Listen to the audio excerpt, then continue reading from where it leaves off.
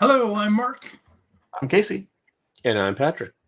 And today we're going to talk a little bit about on-street parking and maybe a solution for most. But first, roll that title.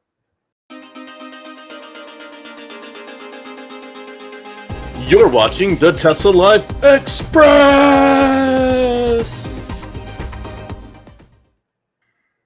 Hello, everyone. Welcome to the Tesla Life Express. With us, as always, Mr. Casey Green, Mr. Patrick Connor joining us. Hello, gentlemen. How are you today? Doing quite well. Finally excited to have a solution for people who don't have a driveway. Mm-hmm. Exactly. This is exciting news. We've got a startup that actually they debuted a video just this week. Happened to catch it and thought it was real interesting. Thought I would share it here. Did you think it was cool? Yes, indeed. The company is called Coul Street, Coul Street. And they have a Twitter feed if you want to follow them there. They also have the video, which we'll link in the notes that you can watch yourself. The president or founder has an email address at the end of the video if they want to reach out to them. And actually, they are asking for our help. They're asking for EV owners to sound off about their plans, to let them know how it would work in your particular region of the country, or if it would not, or what things would make it better. So please watch the video completely yourself and respond back and let them know if you're one of these people that could use some on-street parking. But just a quick synopsis, Coul Street has put together a package. They've been doing this for months now. They've been looking for some sort of hardware that would be quick, it will be cheap, cost-effective, easy to maintain street charging. And what they've come up with is basically a short pole, and actually I can share a photo of it. Let's go ahead and share this right here. We've got this green colored pole, which is their newest prototype. And you've got this oval looking light bar, which is basically a light up cover.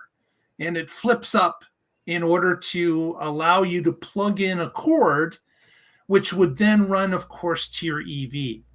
Their thought is to do things like the Europeans do it, and require that people that are going to use street side charging to bring their own cord. So then there's no problems with the cord being coiled up or retracted back into a device, or having the need to have a bigger device to coil it up in the first place, or to have maintenance issues that the coil doesn't work, or it's laying on the ground all the time and in the way of people trying to mow their lawns.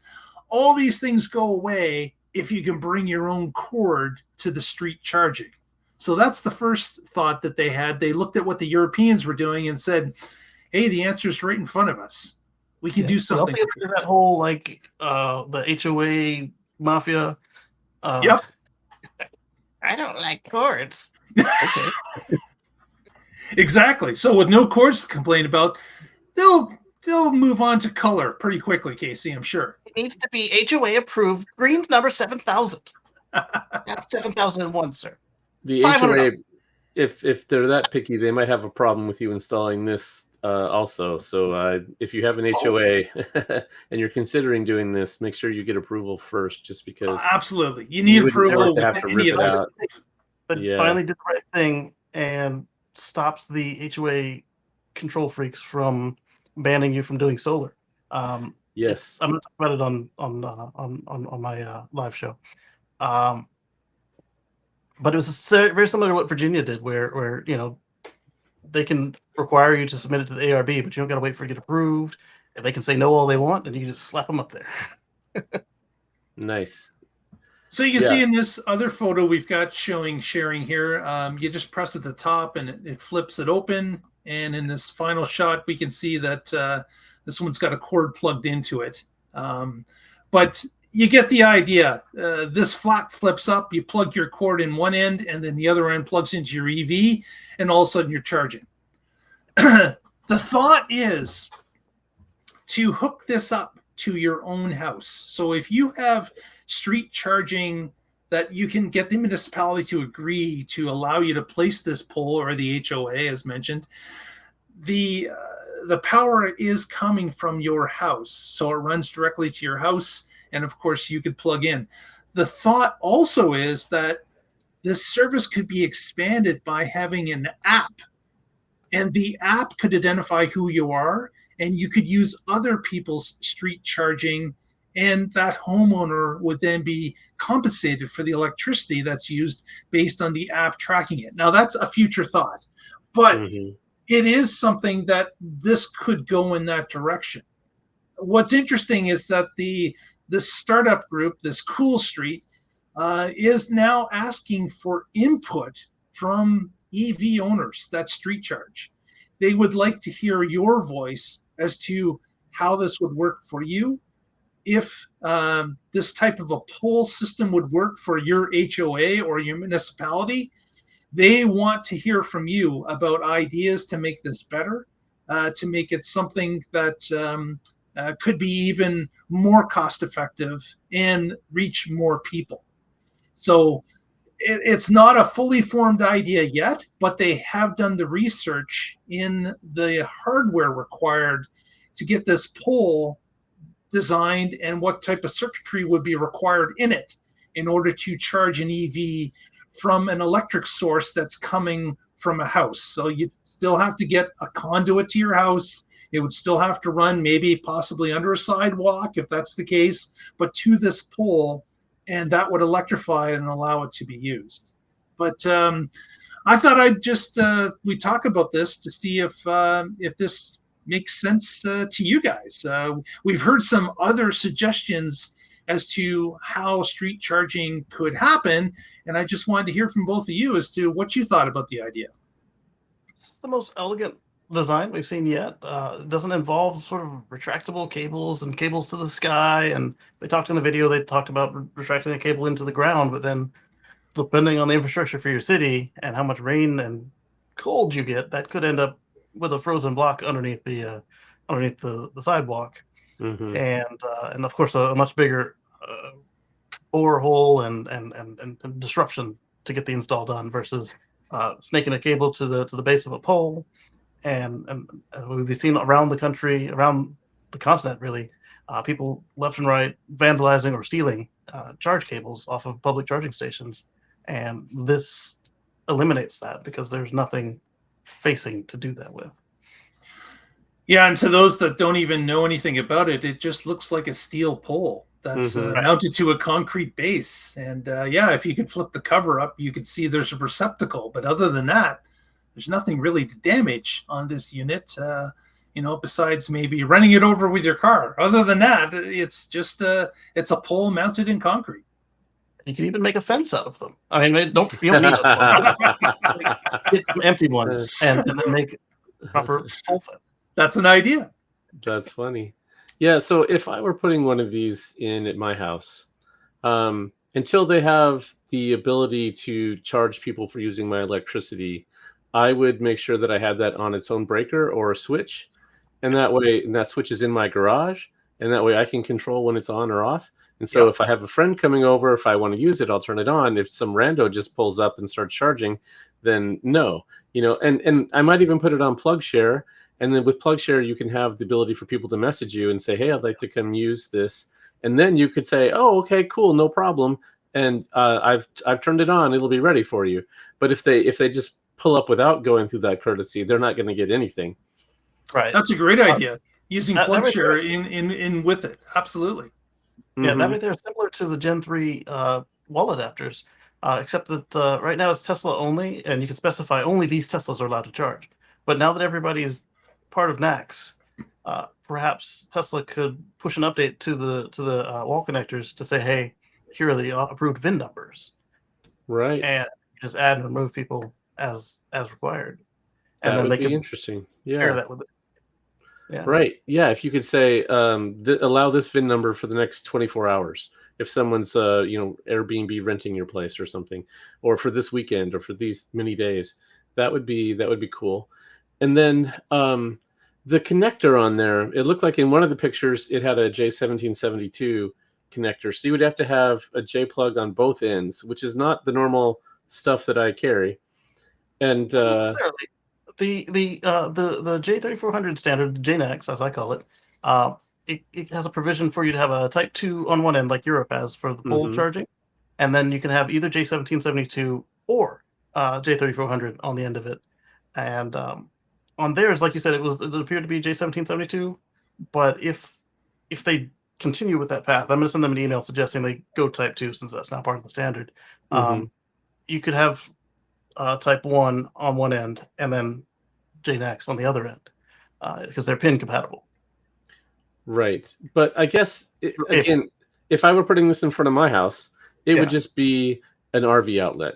It'd be a NEMA 1450. Why? Because there are already portable chargers that support that plug. And I don't have to go get some other cable that works just for this thing that I have here in front of my house, but I couldn't use it when I was camping, or I couldn't plug it into. Which is another good reason to use the standard, because then there will be someplace else to use it. Right. So a simple NEMA 1450, and then that's a well-known plug here in the U.S.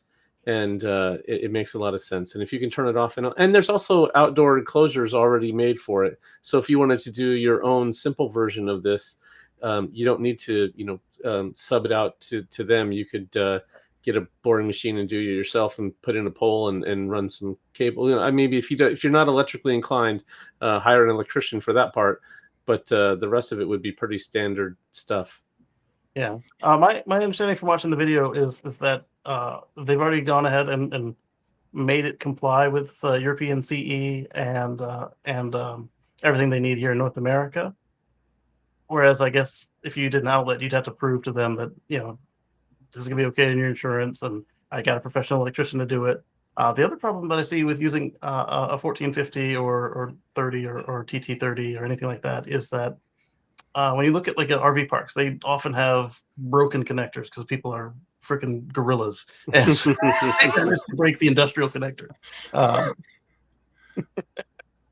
other than that, I like your idea better because the cars come with what you need already. But if they do use a Type 2 instead, then at least it's standard, and I can use them either on somebody else's pole or the RV parks and other places could start putting in Type 2 sockets, and I could just plug in my cable with whatever end I need on it into their infrastructure. If you were to use 1440 or a NEMA, whatever, are you still going to get the ability to maybe make an app down the road? Will it get information back from the car? It really can't, right? It's just an electricity plug. You would know who unlocked it and what they put in the app for themselves, and then you can control whether or not they can open the door, something that's got a magnetic lock or a locking pin that gets out of the way. But it wouldn't be as slick as an EVSE. Yeah, and again, the app thing is future from what they said in the video. But if you're watching this and have interest in it, please go take a look at the video, watch it to the end. He displays the founder displays his email address. He wants to hear from you. Would this work in your municipality or your area of the country? Is there problems that you foresee using this type of solution where you live? They want you to email them and let them know. Let them know that it does work or there's a problem. Did you think of this? As Casey mentioned, have you tried maybe going to this standard? Why would you not use the standard NAC standard that's already out there or is starting to be populated? Patrick, saying with why don't you use the NEMA connector strictly as maybe an option or a starter? It could be something that by they NAC, I do mean thought of. NAC plug pole provision. He suggests using a NACS extension cable, which could be great unless they use the wrong. Like say you've got a 20 amp circuit instead of a 40, and they use a 40 amp cable, and the car says, "All right, let's go," and then they burn your pole down. Well, hopefully no one's going to burn the pole down, but there's got to be standards in place that stop abuse from the pole. There's got to be there's got to be things that would prevent it from, overloading or causing an issue with, the breaker could flip, obviously, if they're drawing too much power. Right. That could be something that would mitigate that. But that's the beauty of the using the standard right there, is you can say when you put it in, this is a 20 amp connector. Sorry, it's not full speed. Or you can say, hey, this is 80. Drink away. And then if a Hummer or an old Tesla shows up, they can use it. Yeah. Right. Yeah. So I'll be quick with this, but I want to tell a little story. So I've been driving electric since 2007. That's yeah. So and I'm with the Oregon Electric Vehicle Association. You can see it up here. And one of our members had a company called Sure Power, and they were initially set up to support semi trucks when they pulled in and were going to sleep overnight, so they didn't have to idle their engine. They had connections like when a boat pulls up to the dock and they get shore power. So it was like, a play on shore power, but it was for semi trucks. And so they decided to branch out into EV charging. And this was before J1772 was even standardized. And then when the standard finally came through, I was talking to him about it, and he said, the standard requires the cable to be on the charger. And at this point, so I had been driving electric, and I carried my charger around with me, and it was 60 pounds, and I had it on a hand truck. I mean, this is, yeah. And so, and I had adapters for every dryer outlet you could think of. And then there are a lot of them, surprisingly. And so I could charge at my in-laws or at my friend's house and running cables through their windows from the basement out to the driveway, because I only had 40 miles of range. And so when he said that the cable has to be included, I'm like, oh, that's never going to work. Those things are going to get abused and stolen all the time. And sadly, I was right. They are definitely abused, but it is far more convenient when they're working to just walk up, grab the cable, and plug it in on one end instead of dealing with both sides. And what is this one? And do I have that adapter? So I can see why they wanted the standard the way they did. But here we are back to if you put a cable out, it's going to be abused. And this is on your property, and you don't want to have to deal with that. So just make it an outlet. Yeah. Come full circle. Again, full circle, though, talking about the trucks. If you stick to the standard, you can use three-phase in the places that support it. And you're like, three-phase in North America? No, not really, right? But three-phase at the warehouses and at the truck depots. So they could either use it to power their air conditioner or charge their trucks just a little bit faster. Exactly. NACS and J1772 are only split-phase. They don't support three-phase because they're missing a conductor. Mm-hmm. So what do you think out there? Do you street charge? If you do, does this type of solution offer some promise for you?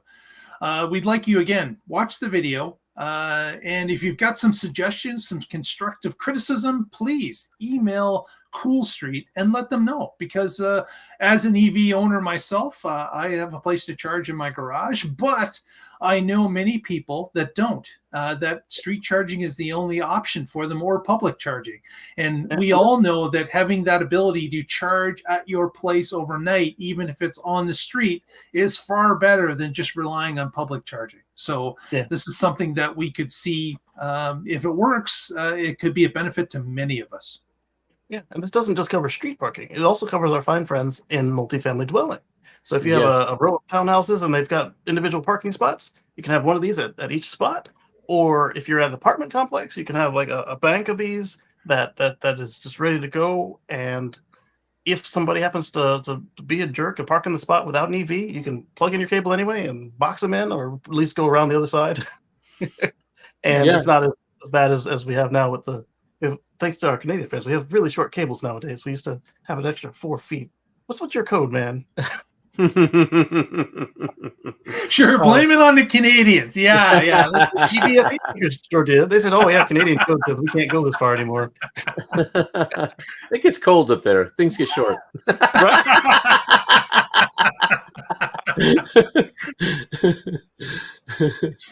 Don't well, on that note, I think we will end tonight's broadcast.